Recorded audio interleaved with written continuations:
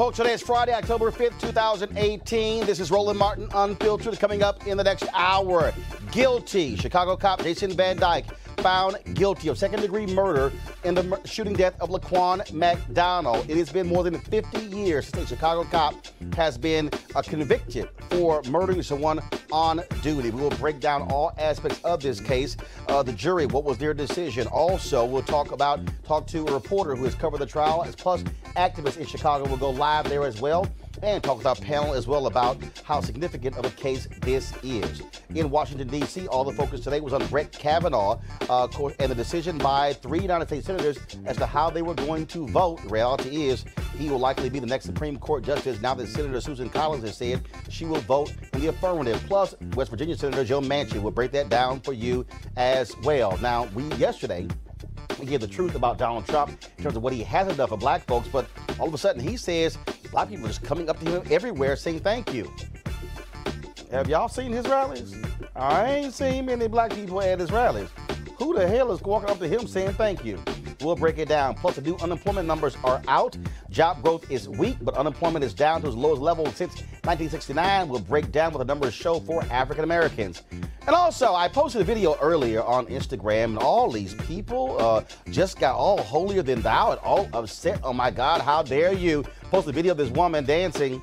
Well, sexologist Michelle Hope is going to be here, and she's not going to have a very interesting conversation about that and how, frankly, clueless some people are. Yo, it's time to bring the funk. I'm Roland Martin Unfiltered. Let's go. Whatever the miss, he's on it. Whatever it is, he's got the scoop, the fact, the find.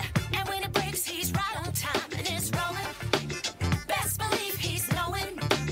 Putting it down from sports to news to politics. With entertainment just for kicks, he's rolling. It's on go, y'all. It's Roland Martin, yeah. Rolling with Roland now. He's funky, he's fresh, he's real, the best, you know he's Roland Martin now.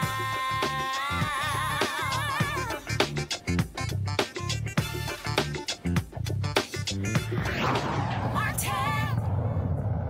Folks, what a sight seeing Jason Van Dyke, the Chicago cop, led away in handcuffs after a jury gave their verdict guilty of second-degree murder in the death of Laquan McDonald.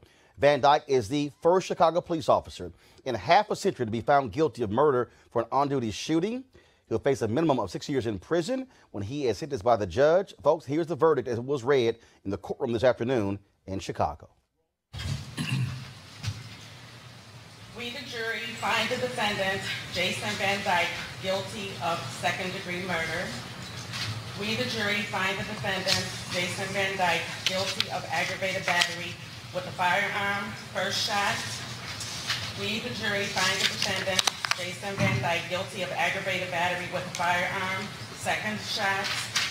We, the jury, find the defendant, Jason Van Dyke, guilty of aggravated battery with a firearm, third shot. We, the jury, find the defendant, Jason Van Dyke, guilty of aggravated battery with a firearm, fourth shot. We, the jury, find the defendant, Jason Van Dyke, guilty of aggravated battery with a firearm, fifth shot. We, the jury, find the defendant, Jason Van Dyke, guilty of aggravated battery with a firearm, sixth shot. We, the jury, find the defendant, Jason Van Dyke, guilty of aggravated battery with a firearm, seventh shot. We, the jury, find the defendant, Jason Van Dyke, guilty of aggravated battery with a firearm, eighth shot. We, the jury, find the defendant, Jason Van Dyke, guilty of aggravated battery with a firearm, ninth shot. We, the jury, find the defendant, Jason Van Dyke, guilty of aggravated battery with a firearm, 10th shot. We, the jury, find the defendant, Jason Van Dyke, guilty of aggravated battery with a firearm, 11th shot. We, the jury, find the defendant, Jason Van Dyke, guilty of aggravated battery with a firearm, 12th shot. We, the jury, find the defendant, Jason Van Dyke, guilty of aggravated battery with a firearm, 13th shot. We, the jury, find the defendant, Jason Van Dyke, guilty of aggravated battery with a firearm, 14th shot. We, the jury, find the defendant, Jason Van Dyke, guilty of aggravated battery with a firearm, 15th shot. We, the jury, find the defendant, Jason Van Dyke, guilty of aggravated battery with a firearm, 16th shot.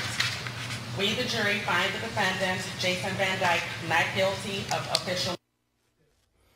Well, he got one good piece of good news right there, not guilty when it came to official misconduct. I wanted you to see or listen to the jury giving all of those guilty verdicts because it is very rare to see a police officer who is convicted of killing somebody in the line of duty, especially someone who's African American. Again, he can serve a minimum of 6 years. He must serve 85% of that term, the judge, but it could go up to 20 years. Now, the other issue, though, is that the jury could have found him guilty of first-degree murder, which could carry a life sentence. They chose, though, to actually downgrade it to second-degree murder. Let's go to reporter Domati Pongo, who, of course, has been covering this whole trial for us. Domati, this has been very interesting when you look at this decision. And even though there are people who are very, I won't say excited, but pleased that he was found guilty, it still, though, speaks to the fundamental issue of juries unwilling to find officers guilty of first-degree murder. Yeah, absolutely. And so people are kind of wrestling with that. Folks are calling it bittersweet. Now, the second-degree murder charge, people were, we talked about this, worried that that carries a far lesser sentence. It could carry only probation, but those aggravated battery charges have a range of 6 to up to 30 years. And so that is giving people, we've got protests already happening right now in the streets, which is a mix of celebrating and a mix of saying that sentencing needs to reflect what it is that Jason Van Dyke did. And Domati, again, on that issue, when you look at when the judge gave his instructions, he did tell them that they did not have to find him guilty of first-degree murder. He gave them that option. Now, one of the things that jumps out, he was indicted by the grand jury on first-degree murder. Yeah, and we, really interesting here at WGN Radio, we just got done speaking with State's Attorney Anita Alvarez, who is actually taking credit for filing those first charges. She was asked First of all, hold on, stop. Anita Alvarez, what the hell is she taking credit for? Because she was the one who didn't do a damn thing when it came to this case, and it wasn't until 2 journalists forced a video to be released to the public where we actually found out what happened. She didn't do a damn thing for 4 years with Jason Van Dyke. That's one of the reasons why she lost to Kim Foxx. And the host pushed back on that and said, well, listen, this case was buried for so long.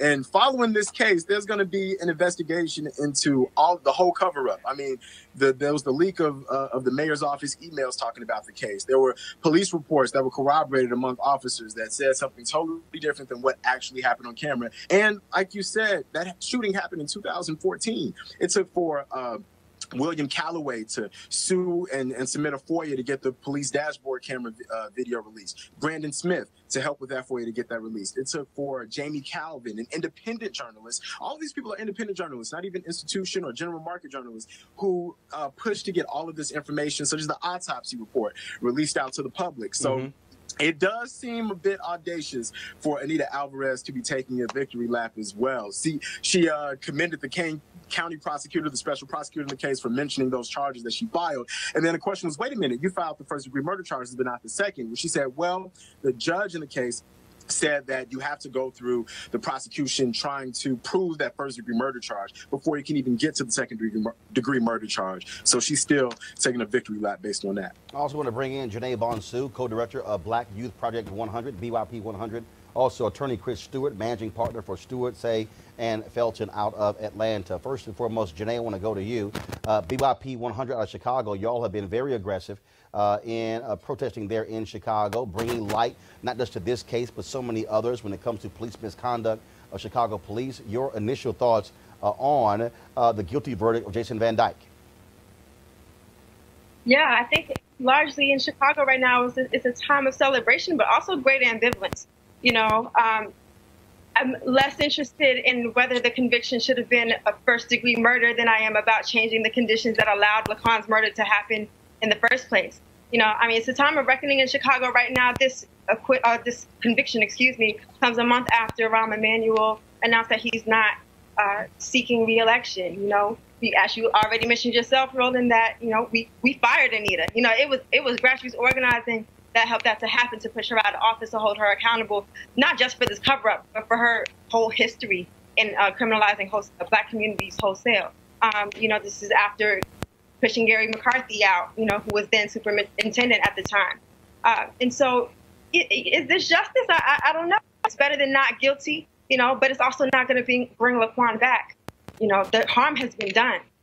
no conviction will bring Laquan back. Chris Stewart, I want to go to you. Prosecutors, I'm reading a Chicago Sun-Times story. It says prosecutors would have needed to prove that Van Dyke shot McDonald, quote, without lawful justification in light of Illinois' law on the use of deadly force by police. Now, that's what they would need to do to win a conviction on first-degree murder. Again, this is one of those examples to me where the law gives so much leeway to police officers that it makes it very difficult to rise to that level to convict on first-degree murder.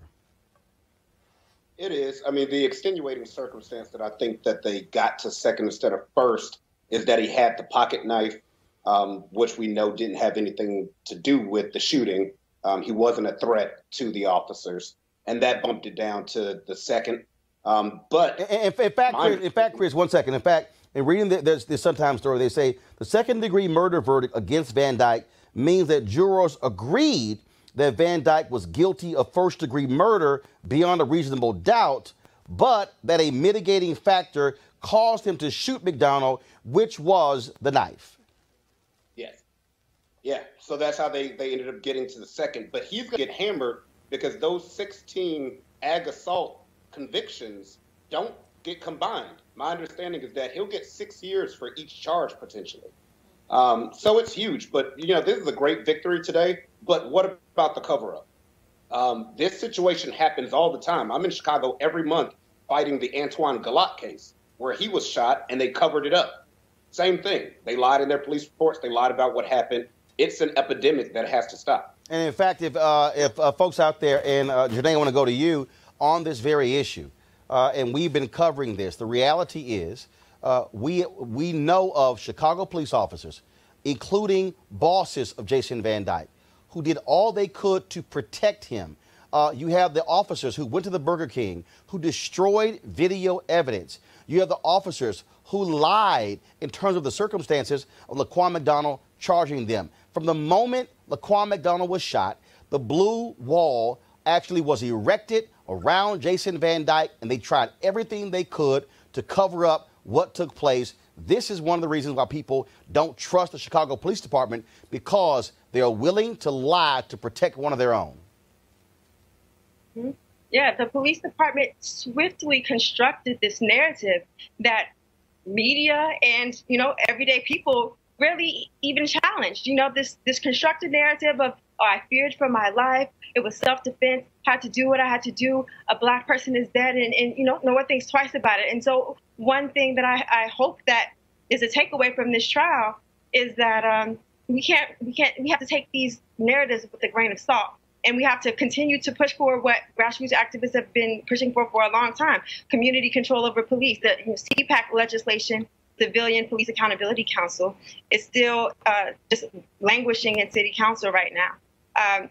Police still get $4 million a day in Chicago, in the neighborhood that Laquan came from, and in all the structural conditions that, you know, led him to where he is. They're still underfunded. You know, there's still unemployment in these neighborhoods. You know, all of these structural conditions, and so FLP contract still has loopholes that allow Chicago cops to get away with murder, right? And so there's still a lot more work to do. You know, I don't want to undermine this. Delivery of justice with the system that we currently have now, right? But there's still so much more work to do because Jason Van Dyke is not just a bad apple. He's fruit of a rotten tree, right? And so we still have to reconcile the entire institution of policing, particularly in Chicago, that we still have to deal with. And Chris, in going to you, I mean, again, it was a few weeks ago when Attorney General Jeff Sessions spoke nearby Chicago and pretty much said the stress they're under and how these consent decrees are having an impact because officers are choosing not to police. Well, first of all, you would think the Attorney General of the United States should have said to cops, do your job, even if somebody is accusing you of crimes. But what we have here, we have a culture in this country where individuals want to protect cops at all costs, and they don't care about the citizens, even in their constitutional rights. It's sad. I mean, especially with this administration, they've done more behind the scenes to harm civil rights and repeal a lot of the consent decrees that were in place before that just doesn't get discussed on the news. It's just about Trump and not about what they're doing to civil rights and the Justice Department. But the biggest problem, which is why I handle civil rights and I fight for these cases, that police are supposed to be heroes. They're supposed to be the bravest. They're not supposed to get scared and shoot a kid who has a little pocket knife. They're supposed to de-escalate, like the juror said. But the problem is they're acting more as executioners in some situations instead of a hero. And that has to stop. And it only will stop with things like with verdicts like today. Janae, no word as to whether or not the Department of Justice will pursue any civil rights violation charges against Jason Van Dyke, even though he has been convicted there in state court. Do you believe that, or will you and others put pressure on DOJ to also seek civil rights charges against Jason Van Dyke? Well, there hasn't currently been any conversations or, push to ask DOJ or pressure DOJ to bring those charges. Especially as an abolitionist organization, I don't think that we are looking to DOJ for justice in this situation. Jason Van Dyke was convicted. The jury ruled in a way that sees his actions for what they were, which is murder and disregard for Black life. And we're going to continue to work on the ground for the changes, wholesale transformation in the city of Chicago that we've been fighting for. Last question for you, Chris Stewart. Do you see anything in this case where Jason Van Dyke should be brought up on civil rights violations in the shooting death of Laquan McDonald? Of course, but with this administration, it'll never happen. You see what happened with my Alton Sterling case. DOJ failed to do their job and get involved and bring charges. We won't get any type of civil rights progression or, activity until this presidency is over. All right. Janae Bonsu, as well as Chris Stewart, we surely appreciate it. Thanks a lot. Thank you. All right. And is Dumati Pongo still there? He's still there? Yeah. Dumati, I do want to ask you the question. Did anybody bring that up at any of the news conferences about the possibility of pursuing civil rights charges against Jason Van Dyke? I haven't yet heard that. At the news conferences, I was on the ground at the protests, and that is one of the #1 things that they're talking about. They're talking about bringing those civil rights charges and also talking about reforming the police department from bottom up, as Janae and Chris said. I mean, there needs to be a new standard of what use of force is. When you talk about whether someone was fearing for their life, if they have unconscious bias and they're legitimately scared every time they see an African-American face, then yes, they flee for their life. Now, is that fear justified and does it make sense? That's something that isn't talked about. It needs to be objective. And that's what a lot of activists are talking about and what they have been mobilizing around. And also talking about these, as it relates to the civil rights issue, these stop and frisk policies here in Chicago. 70% of the people stopped and frisked are African Americans. We only make up 30% of the city.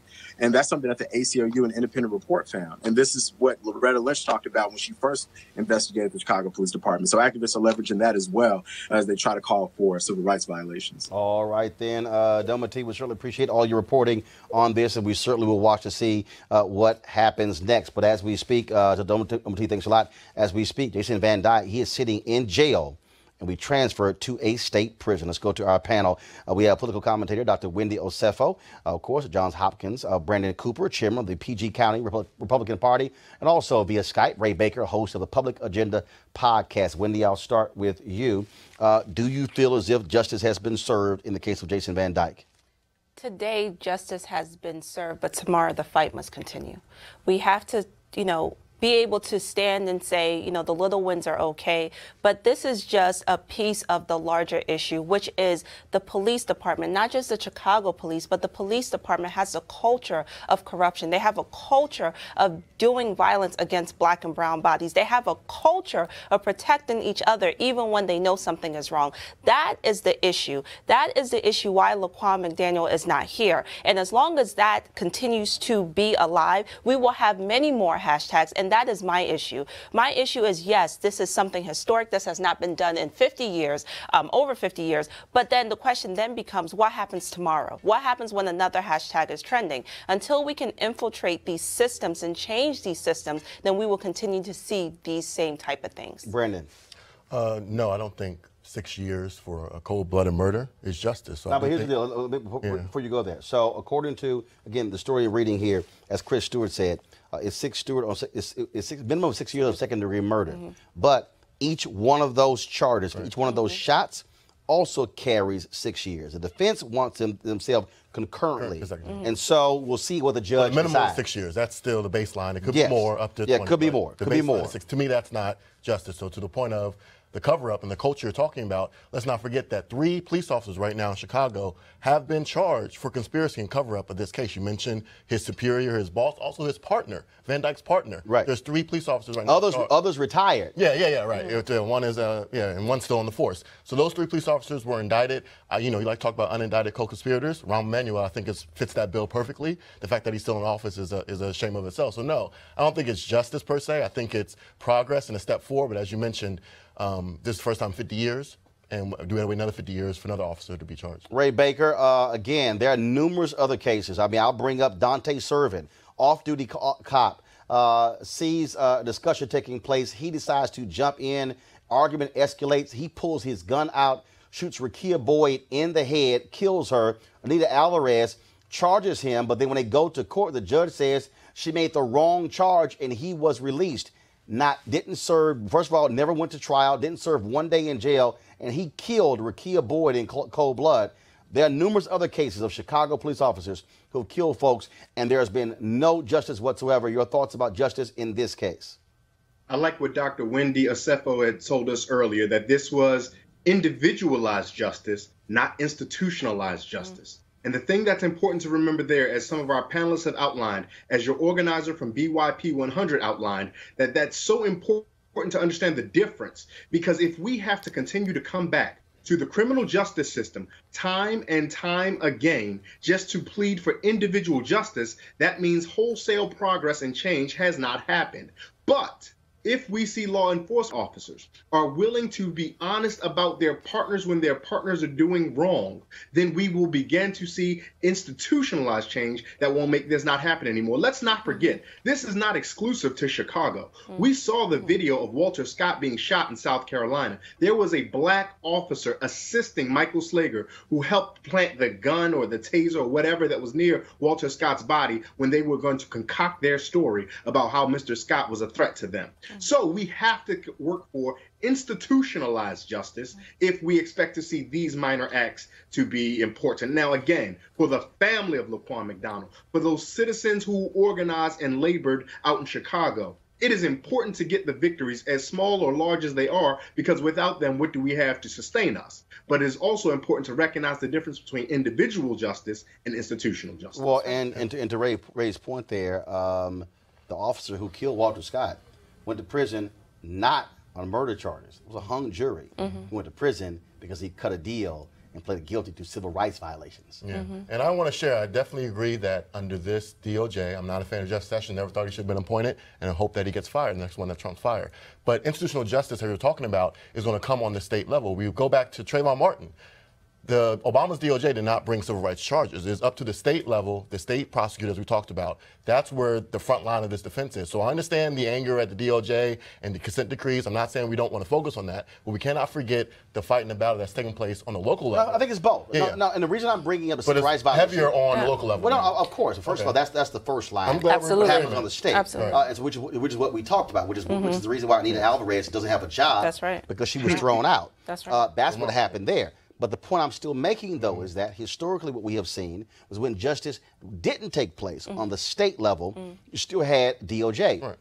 And even in this case, even though he is found not guilty of second-degree murder, DOJ can still pursue civil rights charges. That's right. But what we have now, though, is the Department of Justice under President Obama, and I would say it's even worse under Trump, in that the DOJ is so skittish, where somehow in their mind, if it is not perfect, they won't even attempt to pursue a case, as opposed to saying, wait a minute, look, try the case, and if you lose, but don't do anything. Right. Yeah, the laws are definitely stacked against justice. And I think that that's the big argument here is we have to do something. And yes, this is individualized and it's something for us to celebrate, but we have to look at the bigger picture here. And the bigger picture here is coming from someone who lives in Baltimore and was on the ground when everything happened with Freddie Gray. This is something that continues to happen all of the time. And as the mother of 2 black boys, I'm coming at this from a personal level. Like, yes, I'm sure that the family of Laquan feels a sense of relief today, especially like how the jurors called each count one by one with each bullet. However, we need to make sure that there is not another Laquan McDaniel, because that is when we are going to see big time change, and that's what we're looking for. Well, again, hopefully Ray Baker will see these changes in the police departments, but here's the thing. As long as you have police unions who are protecting their own, as long as you have fellow officers who will lie, who will put their careers on the line and lie. And I still say this here. This is very simple. If Ray Baker or Brandon or Wendy or myself, if any of us filed a false police report and lied in it, we can be pursued on criminal charges. Yes. I fundamentally believe that it should be put in every single one of these contracts. If an officer lies in a police report, automatic firing. That's right. Not suspension, not discipline, automatic firing. And what should also happen is that it should be in there. If an officer is convicted, again, lose that pension, lose the money, because as long as the city taxpayers are paying for their defense, Ray, they're going to keep doing whatever. But you hit them in the pocketbook, it's going to change their behavior. Yeah, I think you hit a really good point there, Roland. And one of the things we're seeing, and this is, I'm coming as a person who has done some work on behalf of and in defense of labor unions time and time again. The unions for police officers largely are not functioning in the way that any self-respecting labor union in the United States has functioned for a number of years. They are functioning ostensibly as gangs. And this is not my idea. Charlene Carruthers, who's out of New York, Chicago, has echoed this initially.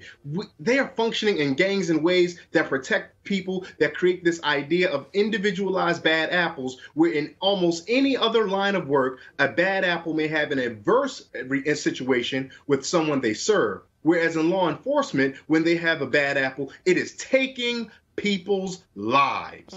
And we can't afford to continue to have situations where people's lives are being lost because of these so-called, air quote, bad apples. Maryland, for example, I know Brandon's familiar with Maryland. I learned that Dr. Osefo is from Baltimore as well. And Maryland, for example, has what they call the LEBOR, the Law Enforcement's Bill of Rights, which means should a law enforcement officer have a situation where a citizen dies in their hands, that law enforcement officer has up to a week to organize their thoughts, their plans, and then before they have to go and give a report and accounting for. That's not so for any other profession. That's not so for any other.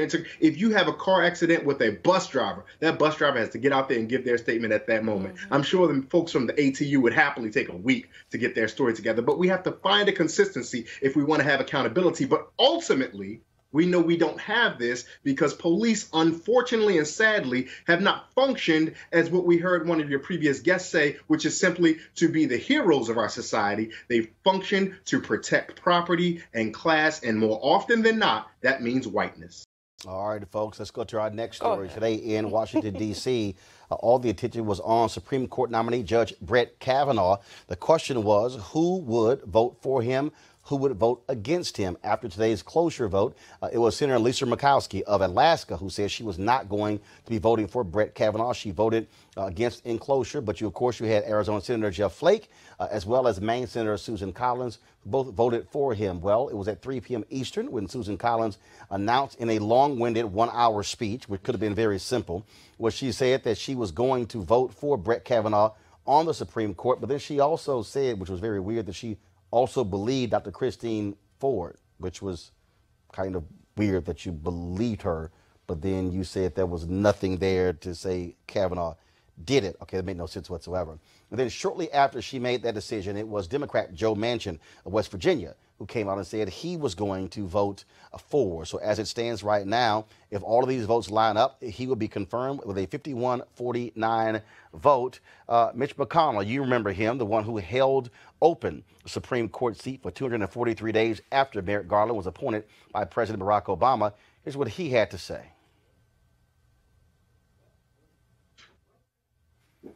All right, so we don't have sound on McConnell. Again, there were a lot of folks who were angry, shouting in the hallways of Congress, left and right. Let's go to our panel here. Brandon, when I was reading, you were clapping. Well, no, on the vote that confirmed them again. Elections have consequences, and I understand that people have different philosophical differences with Brett Kavanaugh's record, but at the end of the day, I think the highly politicization of this process is a shame, and it's new law in politics, and I'm hopeful that, as Susan Collins says, I'm not, really hopeful on it, but maybe it does happen, that we kind of end this partisan bickering that's going on. I'm used to having it in the legislative branch and executive branch, but not so much judicial branch. Again, you talked about the Merrick Garland who was held up. Again, that's rightful in the past to be upset about. But Merrick Garland and Brett Kavanaugh served in the court at the same time, DC Circuit Court. They share 97% of the opinions. They were on the same side. So this idea that Brett Kavanaugh was some type of radical, extremist vote, it was not. This was a display of politics that we saw in the nation. So if they shared 97% of the time, why in the hell did Republicans give Merrick Garland a hearing? I'm not saying I agree with that. Again, that's politics at play. Wait. Politics at play. Hold on a second. So if you criticize the politics of Democrats now, there we go. I said both sides. Okay. Both sides. Were Republicans wrong? Yes. To not give Merrick Garland a hearing and take an up or down vote? Yes. 100%. I said that many times. They should have voted. If you want to vote no, vote no. But I believe that the president, whether it's Obama or Trump, the Constitution gives them great leeway. That's the consequence of election. And the only thing the Senate should do is advise consent on the qualifications. And we've seen it not just this year, for the past 20 years, a slow drip towards partisanship in this process. You know what? I just think it's really shameful that you're here talking about philosophies and ideologies when we all know that the opposition against Kavanaugh was not based upon that. It was really based upon, largely now, what we're talking about, what has led to the dramatics and the sitcom-like rolling out that we have seen within the last week has been because of the accusations levied against him. So as a woman, I am looking at you and I'm just raising my eyebrows because we are continuously under attack. We have a woman, Dr. Ford, who came forth and said, this is what happened to me. On top of that, we also have individuals that he went to school with saying that the Brett Kavanaugh that he categorized himself to be is not who he was. So excuse me, let me finish. Let me finish. So what I think is the issue here is the fact that no matter what, Republicans are going to vote for him even if his character is extremely flawed. Even an ex-Supreme Court justice came out and said he does not deserve to be on the bench. So what I'm saying to you today is you can throw around Merrick Garland, you could throw around partisan politics. Yes, I believe that that's a play here. But what's dominant here is that this man is going to attack everything that I stand for as a woman, and that is problematic. Okay, but Susan Collins is a woman as well, so she's supporting that. So I understand. Yeah, but she's a Republican. She's a Republican. Okay, so it don't matter. No, don't do that. Don't put words in my mouth because I didn't say that. I didn't say that. I didn't say that. You pulled the woman card, and I'm just saying again, I did. I can't pull that card, but I'm pointing to Susan Collins. But back to your point, you're saying that this is about the accusations. Then why did the Democrat senators come out against this nominee the day he was nominated, way before the allegation came forward? So I understand you're saying Did you not hear what I just said? You said I this said was all within the because last. of the No, that's not what I said. That's not what I just said. I said within the last week. Brandon, didn't you earlier say politics? I mean, no, I'm saying, but you're trying to make the more Brandon. There are Republicans who, if this was a Democratic president, Republicans would have cut. First of all, hold up. Let's remember, it was Senator Ted Cruz, Republican Ray Baker, who said, if Hillary Clinton wins the presidency, we should leave the Supreme Court at 8 and keep the seat open for 4 years. Both sides have it. Ray Baker. I'm not going to pick on our friend Brandon there for the both sides talk that he does, because that seems to be our Republican friend's only way to justify what we would call questionable political behavior. But I will say this, and this is something to keep in mind. Hell no. Ain't no 3 against 1. I'm simply asking you a question. And it's not 3 against 1. So stop all that. Hold on. Stop whining about. Don't whine about 3 against 1. When here's the deal. If you know how to debate, I don't care if it's 10 against 1. I'm gonna take on all y'all. That's right. So don't whine about 3 against 1. Ray Baker, go ahead. That's right. I come here every time. Ray, go ahead. I will say this, though, and this is for Brandon, this is for every Republican or conservative who sides with Judge Kavanaugh, who sides ostensibly with President Trump. To side with Judge Kavanaugh, to side with President Trump, does not indict you yourself of being a sexist. It does tell the rest of us, though, that sexism isn't a problem for you. That's right. And that's problematic for a number of us. That's problematic for me. That's problematic clearly for Dr. Asefo. And that's clearly not problematic for Susan Collins. And I understand that you referenced her, but Dr. Lawrence Brown of Morgan State University tells us that identity is not the only thing that matters when it comes to representation. You can't have diversity for sake of appearance if that diversity is still representing the hierarchical oppression of the power class. Susan Collins epitomizes this time and time again. So we have to say that. The second point we have to say is that Mr. Kavanaugh has demonstrated, according to the American Bar Association and according to a number of other neutral judicial parties, that he would be a rather conservative, in fact, more extreme, more than Judge Gorsuch, more than Justice Alito, more than Justice Roberts, Supreme Court Justice. Now, to your point of elections having consequences, fair enough. So they do. So too does voter suppression have consequences. So if we're going to talk about who won elections, and if we're going to bring this back to elections,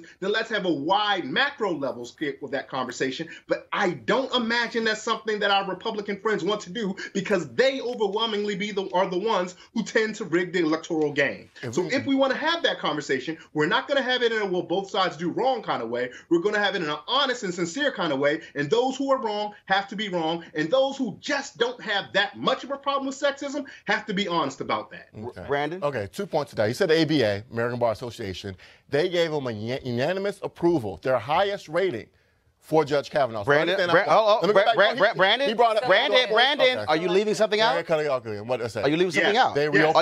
Are you leaving something out? I'm not. They reopened it this Ray? week. Yes, they said that they were going to reopen investigation and relook at how they rated him, given the new information they found out about him. So yes, Brandon, when they first nominated Brett Kavanaugh, Brandon, go ahead. Brandon, 1 second. Brandon, the only reason I bring that up, because when Susan Collins did it earlier, she conveniently left out that the ABA was doing that. But go ahead. You said that he was way more conservative than Gorsuch and other people. I'm saying again, if you look at the record, 97% in lock and step with Merrick Garland. I understand you're making this point. As a Republican activist, we were disappointed that he did not pick a more conservative pick. Brett Kavanaugh was, I know you don't agree with this philosophy, he was the easy pick. They thought they can get him through. There are 6 other people on Trump's list who are way more conservative than Brett Kavanaugh. Do you have not read the list? They were way more conservative. Again, I understand it's not the list that you will want. No. First of all, I understand that. It has Brandon. Let me finish. Brandon, it has absolutely nothing to do with my thoughts on a list. The reality is this here. The only reason Mitch McConnell said Brett Kavanaugh will be far more difficult to get through was because of his long paper trail. No, Mitch McConnell said to Trump, don't appoint Kavanaugh, not because he wasn't conservative, but because of the long paper trail serving in the Bush administration. I understand. But go back to July. This idea that he's not conservative enough. Bro, come on. Bro, come on. As someone who's a conservative, go Brandon, here we go. He was perfectly, I'm listening. He was raised up by the Federalist Society. What are you talking about? Because, Roland, I'm telling you is this. If you go to conservative activist lawyers like Mark Levin, who was the Attorney General and Chief of Staff under Reagan, the criticism from the right, not your side. I understand that you. No, hold on. Let me help you out. Let me help with your little side. Let me finish. First of all, it's not my side. Because, see, I know folks on your side. I know folks on Ray's side. I don't play the side game. Let me know when I can finish my thought. No. I'll let you finish, but I'm going to correct you. See, I don't play the side game. The side I'm on is truth. And the truth is Brett Kavanaugh is a far right-wing conservative judge. Brett Kavanaugh, when he was being doing the testimony, he said in the hearing, he said, I'm a Republican, I'm a conservative Republican, and I am a supporter of George W. Bush. His own words. Okay, can I finish now? Go. Okay, go back to this again.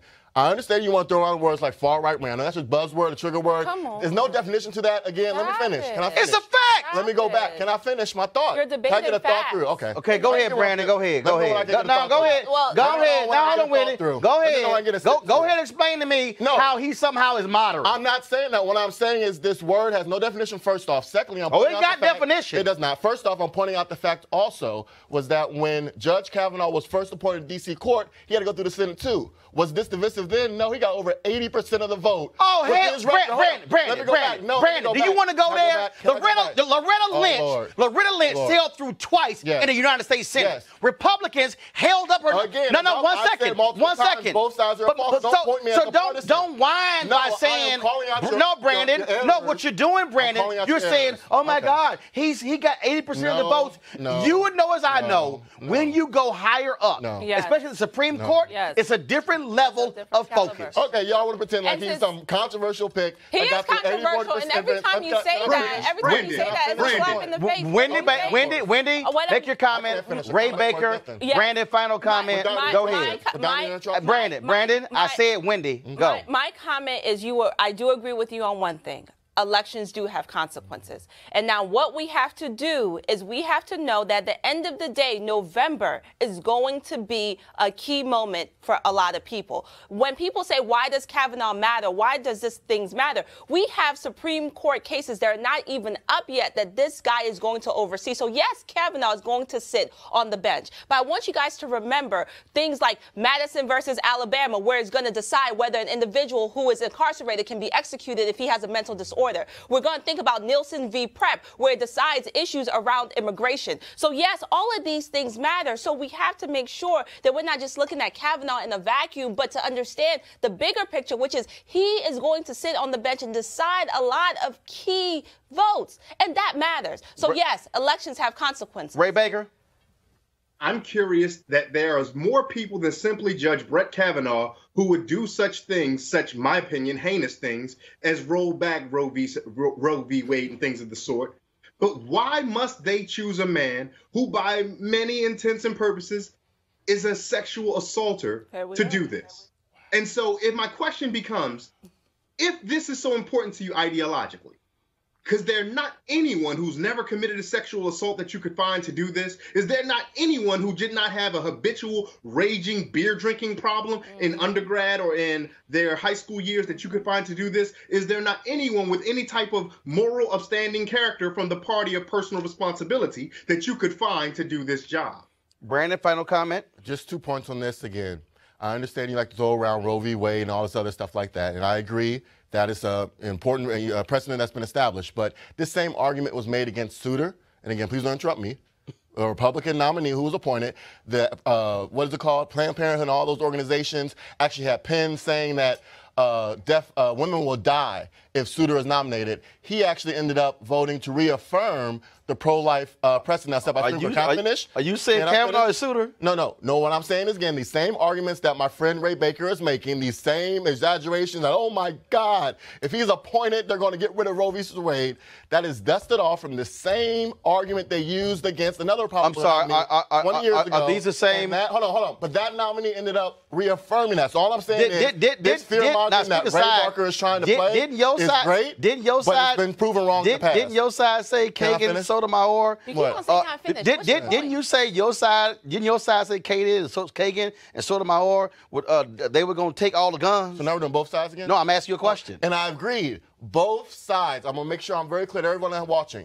Both sides play politics. I never ran away from that. But we're talking right now about Brett Kavanaugh. Secondly, Ray Barker, if I can just finish with this. Yeah, go ahead. I know we don't want to play the identity card. You did the women card earlier. As a black man, all I can say is this. I understand you, in your mind, these accusations that the FBI have found are not corroborated are set in stone. Fact, there has been no corroboration. Let me finish. There have been, back it up. There's been no corroboration presented over the past 5 weeks of this circus in the Senate. I'm not saying that it didn't happen or didn't because I wasn't there. Okay. What I'm saying is that the accusations that are uncorroborated from anyone, even people that she said were in the room, her lifelong friend who said she said was in the room, came out in sworn testimony and said that she does not recall it happening. So all I'm saying is you're jumping to conclusions. Okay, well, it's very simple. I still find it to be very interesting when the Senator Collins says that, I believe that she was sexually assaulted. But was it like out of air? So who did it? Yeah, I thought so. All right, folks. Unemployment numbers came out today, and we're going to break those things down. According to the new figures, 134,000 jobs were created in the last month, well below estimates and well below the average monthly gain of 201,000 over the last 12 months. Now, the unemployment rate is 3.7%, the lowest since 1969, and we were in the middle of the Vietnam War. That is it's also 3.7% for all Americans, for African Americans. Double that, it's 6%. Now, here to break the numbers down for us is Christine Brody. She's an economist with Alabama A&M. Hey, Christine, how you doing? So whenever we look at these numbers, they throw them out there and, they go, oh, here's the unemployment numbers. But the reality is you got to go behind those numbers. What is it telling us about the state of our economy? Well, the numbers are definitely down, which is a good thing. But when you break it down by race, you'll see that African Americans are still at 6%. The numbers are down for both men and women, but when you look at the numbers for people that are 16 to 19 years old, that rate is 19.3%. Now, that's compared to 11.5% for white people. So there's definitely still a large discrepancy when you look at the races. Unemployment rates are down, but how do we explain this discrepancy between the races? And also, we still see that when it comes to these numbers, when you talk about these jobs, we also have to deal with the issue of wages. Because, again, you can say, fine, I have a job, but the question is, can you live on that job? Exactly. And when you look at the numbers, the number of people that are employed part-time is up around 280,000. So people are employed, but how do you live on a part-time wage? And you can say that more people are getting jobs, but if they're getting part-time jobs, they're probably not going to get benefits. They're not going to get stock options, 401ks, etc. So just having a job isn't really the answer.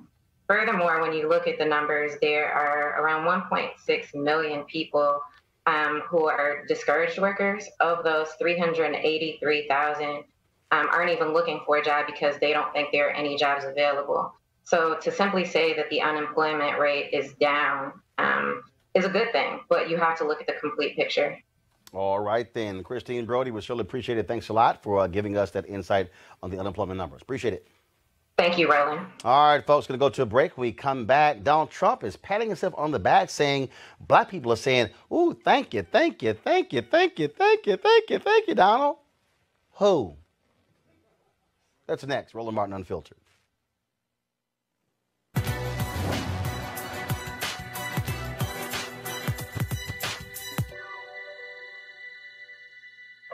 How many must die before we can really have a free and true and peaceful society? Civil rights activist Coretta Scott King.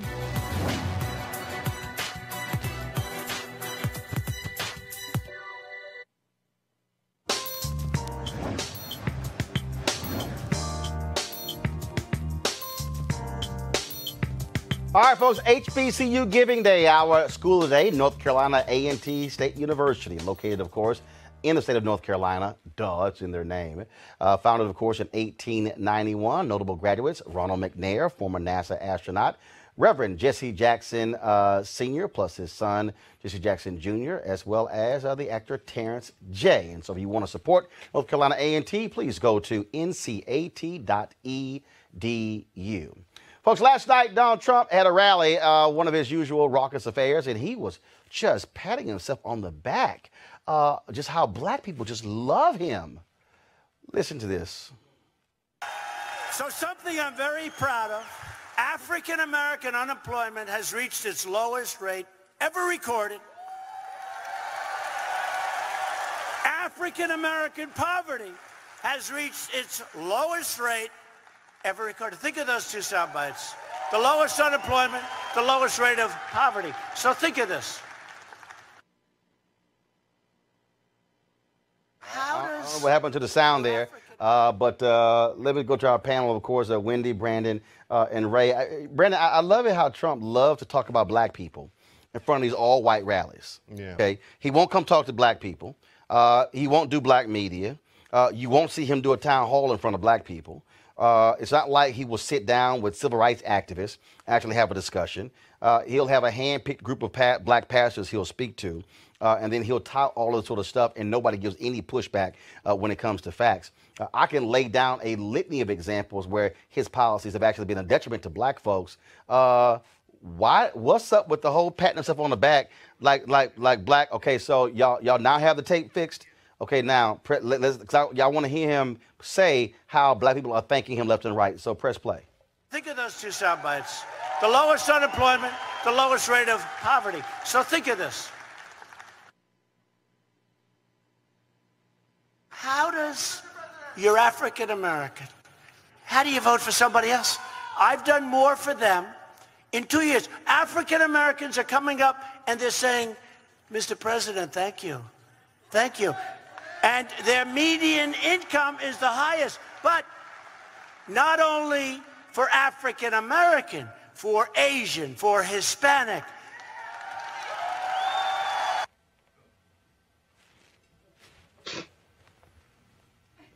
I'm looking for these black people.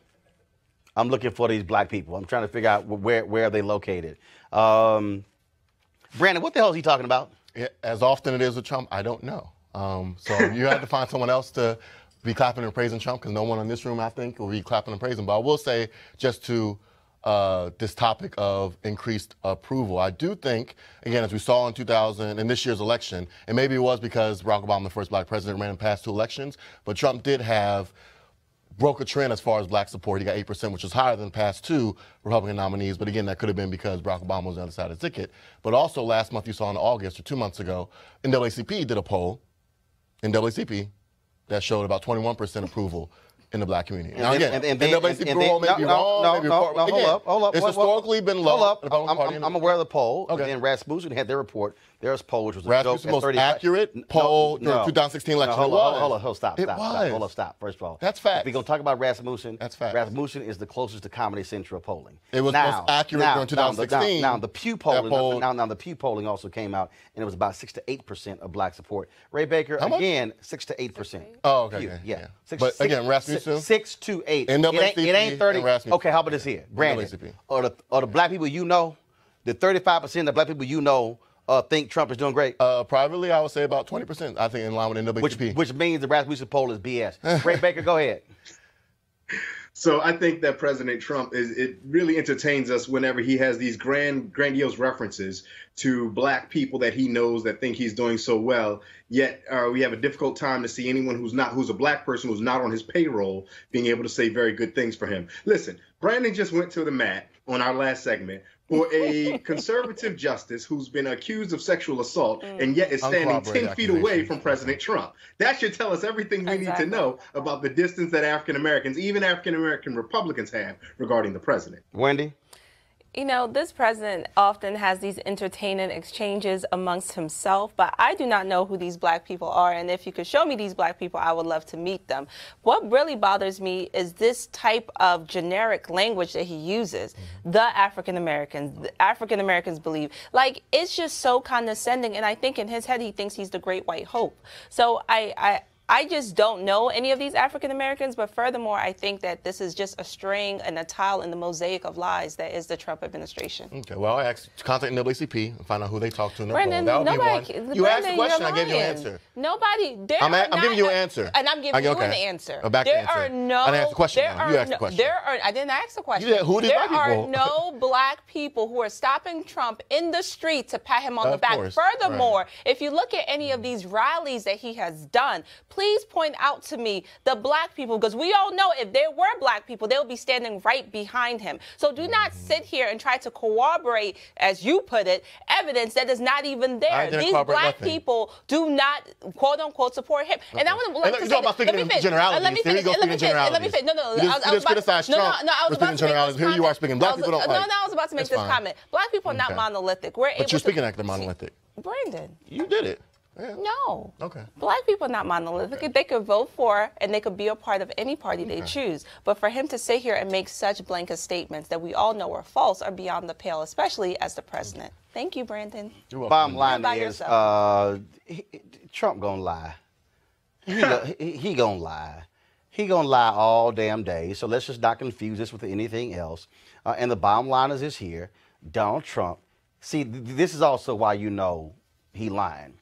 If things were so great for black people, then why is he trying to get rid of the U.S. Minority Supply Development Council? Why? That's the only federal agency that is there to help minority businesses grow. His budget wants to wipe them completely out. That's a fact. If he's doing so great among black people, why is it he's refused to go speak to the NAACP? Why has he refused to go speak to the National Urban League, a group that George W. Bush spoke to 4 or 5 times in the 8 years he was president? Why is it that he won't go actually sit down with any members of the black press? Why is it that he actually won't sit down and talk to various black organizations? It is because he has nothing to say. That is why. Folks, when it comes to black people, Donald Trump is all hat and no cattle. That's one of the phrases that we have in Texas. That means he talks a good game, but he can't back it up. He knows it, and we know it. All right, folks, some good news here. Our friend, Reverend Dr. William J. Barber, is one of the recipients of the prestigious MacArthur Grant, $625,000 over the next 5 years. Barber, of course, the pastor of the Goldsboro, North Carolina Greenlee Christian Church, former state conference chair of the NAACP, still on the board of the NAACP, one of 25 winners of the 2018 Genius Grant. So congratulations to my fraternity brother, Reverend Dr. William J. Barber. Sorry, no Sigmas this year, Ray. I'm sorry. I'm sure y'all tried. Roland. What? Roland. I'm the Roland. What? I was getting along so nice today, too. What? I just want to go ahead and make the distinction who's an alpha and who didn't become a MacArthur Genius Grant winner. All right, y'all.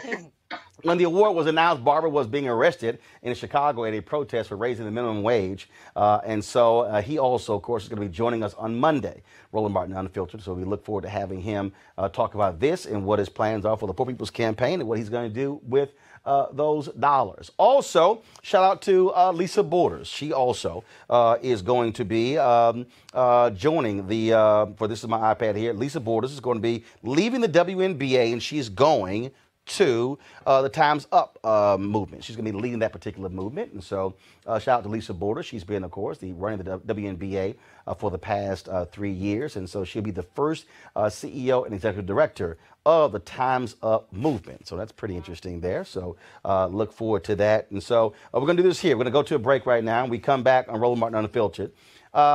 I'm gonna play for y'all this video, and I can't wait to get our panel to weigh in. I saw that. I can't wait to get. So, of course, I was gonna have Michelle Hope, sexologist, here. She's running a little bit late. She's texting me as we speak, but I can't wait to get y'all thoughts on this video and just how some folks are a trip when it comes to when you post certain things on social media. So, going to a break. We'll be back on Roland Martin Unfiltered.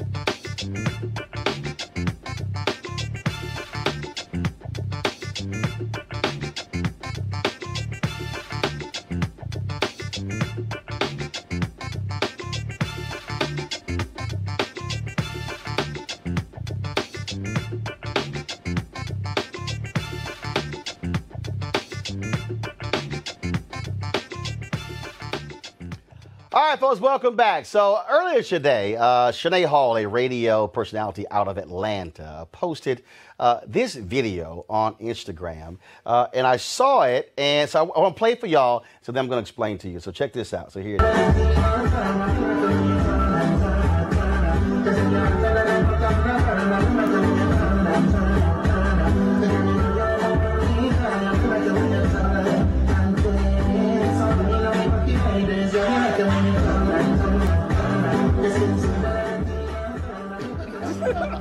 So I posted the video, and I said on it, because first of all, when I saw the video, I then Shazammed the song, because I love soca music. Shazam didn't come up. So I was like, okay. So what I've done beforehand, I asked my followers, yo, who knows? I said, first of all, the Caribbean sisters getting it in. Who knows this song? People like, oh my God, you ain't posting that because of the song. Even though previously I had posted folks asking about soca music because I couldn't actually Shazam it. So all these people start posting, oh, you trying to be slick. Oh my God, you shouldn't be doing this. It's inappropriate. You a married man. What would your wife think? And I'm sitting there going, are y'all that damn crazy? Losing your mind over this? I said, and actually 10 minutes after I posted this, one of my Instagram followers told me the name of the song, Turner, by Kevin Little, who calls himself the Soca King. Now, what I find to be interesting, this is where I want our panel with, what I find to be interesting is, and I also said this here, I said, clearly a bunch of y'all have never actually traveled to the Caribbean. Because if anybody has gone to, and I've been to St. Croix, St. Thomas, Barbados, been to Jamaica, been to the Bahamas, been to St. Kitts, hell, been to Miami. Yeah. If anybody has gone to any of those places, that ain't nothing. But it's interesting. Or I've been to Ghana. I've seen African dance as well. If y'all really want to go there, we can show you the Coming to America scene choreographed by Debbie Allen with the dances as well. But it's interesting how black folks go, oh my God, what are you doing? You should be showing that. Whenever you go to any of those black countries, that's just a regular part of how folks dance. What's up with us? Are we somehow like, oh my God, oh my goodness, what's wrong with you? Go ahead, Wendy. Don't be scared. Right. I think it's a regular part. But I also think that there is a sexual connotation to it, and I'm coming from a Nigerian, so we dance. You know, we What's the sexual connotation? Because when a woman is moving her hips in such a way, it's in a sense, it has a sexual nature to it, you know. But she's dancing. But she's dancing. So when I was in St. Kitts when they had Carnival. That's not even close. Right. No, actually, that was like light compared to what I saw. Yeah, that's what I'm saying. That's what I'm saying. But I'm making the point though that I watched some of the reaction from some of these people, and they actually losing their minds, and I'm going, seriously, if you actually go to any of these countries and you hear that type of music, that's how folks are dancing. Yeah, I think it shows, like you said, the ignorance of our culture. I mean, it is part of our culture, whether you're going to South America or Africa, the same thing. It shouldn't be as foreign as it is, but here in America, it kind of is a little bit foreign. But to that point, I'm glad you didn't show the video of you and Jamil Hill. I thought that was about to show on there. Okay, all right. Please don't show that video. No. Please don't show that video. First of all, I can show what I want to. Okay, and so same thing. I played a video. So here was me and Jamil Hill getting it in at NABJ. No. Oh, that's different. Lord. Hold on, no. Hold on. No, what's different is because there's two of us in the video and it was 5 seconds long. No, that's different. That was playful. That was two friends enjoying themselves. Like, that's different. I think it's what? Ray Baker, go ahead. I mean, I just find it really interesting, Ray, how all these folks were just going crazy, and it's like just how dare you? And that what really got me was that's just inappropriate as a married man to post. My husband would not post that. Roland, I would channel our good friend Dr. Greg Carr, who spends a lot of time talking to us about black people in the United States simply being Africans in the U.S. And so what I think you saw there were a lot of the folks that are responding to you are folks who were so good at being American, they forgot how to be African, right? Those who the African Americans are. Because in many ways, our dance, our culture, our joy, our celebration is vibrant, is fun, and it's engaging, and it is not repressed. And so, unfortunately, if we look back through the history of the United States, many of those who became what we call founding fathers were super repressed. So a good time doesn't look like a good time to everybody. It looks like let me clutch my pearls because apparently that's not right. And another point I would make, unfortunately, I haven't had the opportunity to travel to all of the various places that you have regarding St. Kitts and the Caribbean and even to the continent and the motherland.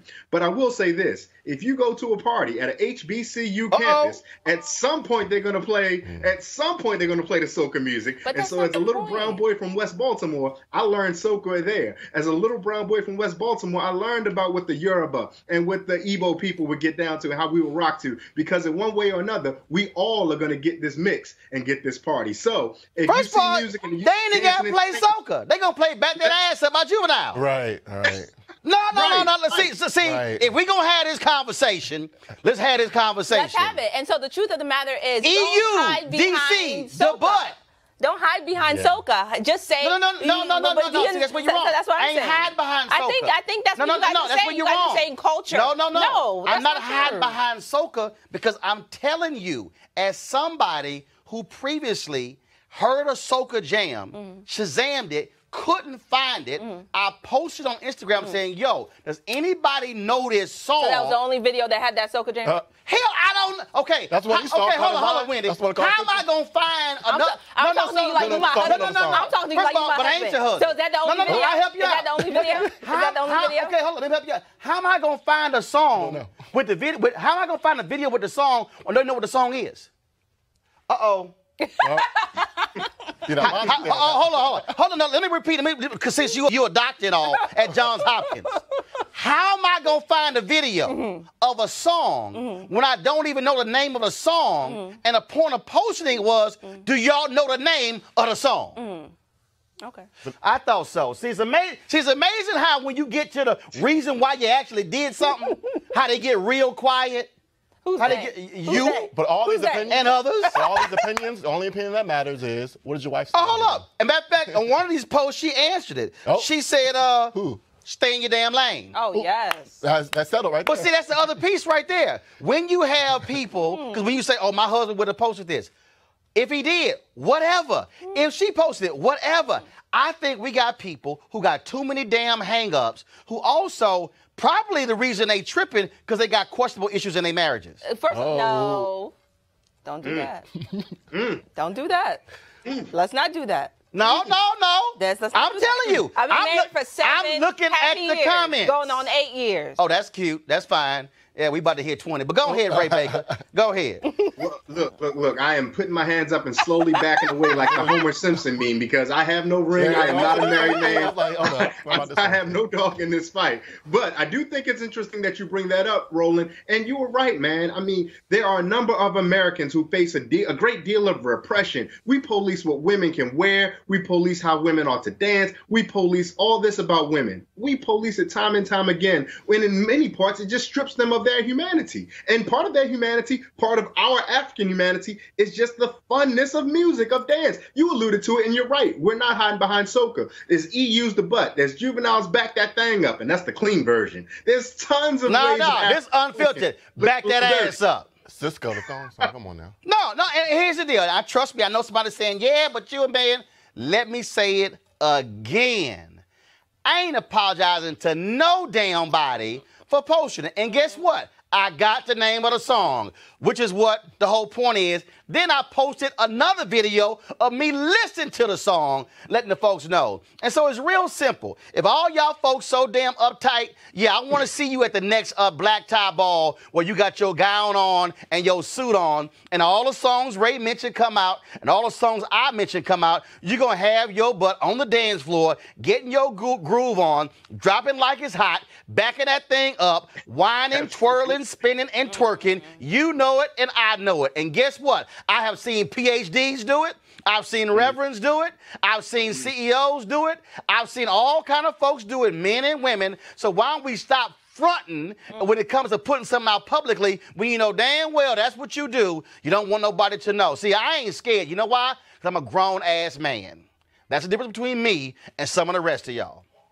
Wendy, Brandon, Ray, appreciate y'all being on the show. That's my commentary going into the weekend because I got to go, damn it, because Maxwell going on stage in 55 minutes. And so I got to go see my boy here at MGM Grand in Washington, D.C. All right, folks, don't forget, what? Prince George's County. MGM is in Prince George's. Damn about that. It's in D.C. Ain't nobody talking about y'all specific. What the hell? Well, guess I don't care about your county. And damn it, Maxwell at MGM in D.C. Everybody know that. You ain't never heard anybody saying I'm going to MGM in Maryland. No, they said I'm going in D.C. Get over, you know doggone well. But yeah, okay, whatever. Anyway, folks, support Roland Martin Unfiltered by going to RolandMartinUnfiltered.com or join our Bring the Funk fan club. And also, if you got a video of yourself getting your soca move on, go ahead and send it to us, and I'll run it on Monday. Why? Damn it, Wendy, because I ain't your husband, and I can do it. All right, y'all have a great weekend. I'll see you guys on Monday from Los Angeles. Holla!